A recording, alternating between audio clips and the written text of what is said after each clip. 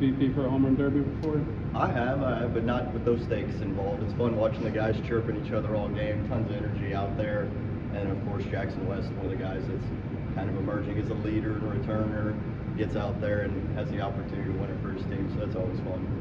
Despite it being you guys versus yourself, it did seem pretty intense out there. Just how much does that help them moving into the regular season when they have to play in environments and intense battles like that? Absolutely. I mean, the team camaraderie is just a big deal for us. And the guys are starting to gel.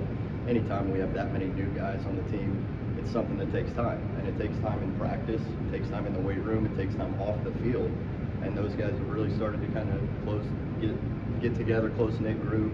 Tons of fun, and these guys, they're gelling, and I mean, you see it, the energy, they just absolutely get after it every day in practice, and it's really fun when it gets to translate to a friendly competition like that. Not to point fingers, it looked like Jaxson might have been one of the main ones involved in the chippiness. I guess, what's that say about him and his role within the team? It's a confidence thing. I mean, you've got to kind of been through some of the battles and kind of had some success doing it before you can start kind of really chirping, and it's been a lead up the last couple weeks as we get kind of into these longer scrimmages. A lot of opportunities emerge for guys to express themselves and show their personality.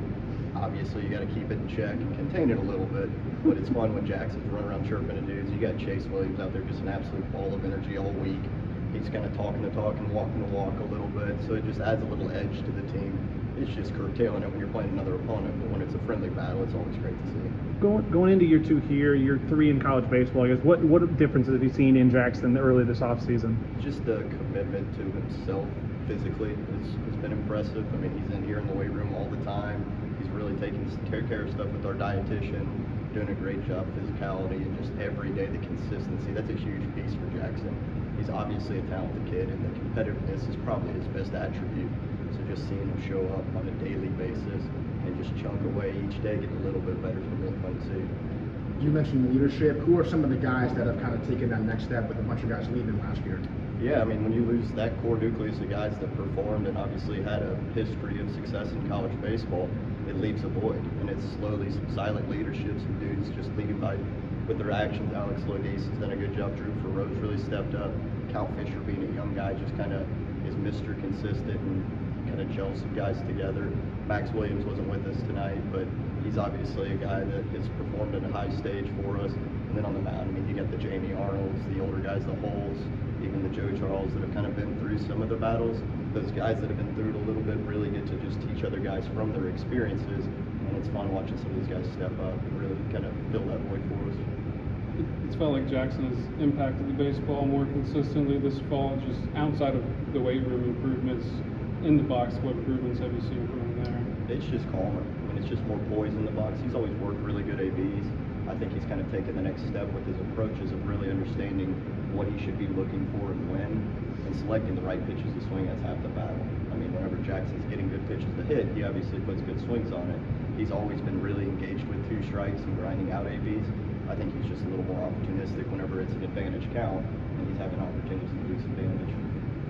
Link's talked a lot about Hunter's bat, but you working with catchers every day, how have you seen him grow from the start of fall to where you guys are at now? Just an unbelievably hard-working kid. I know he's played left field just out of necessity for us the last couple of days. It's really not fair to him for that play to happen. He's basically had 2 days of practice out there, but behind the dish, Cards, he's a dude like Jaxson. Those guys are gelling together, then having some experience with Nate Shimela, and then the freshman Josh. Those guys have put in work each day and just slowly gotten better. And he's a guy that really wants to learn. We have catchers chats, we have catchers drives that I share tons of video. Cardsy's texting me at night, sending me videos like, what do you think about this? And I'm like, heck yeah, man, let's try it. So whenever he takes ownership in his development, that's a really important piece. And Cardsy's well experienced beyond his years.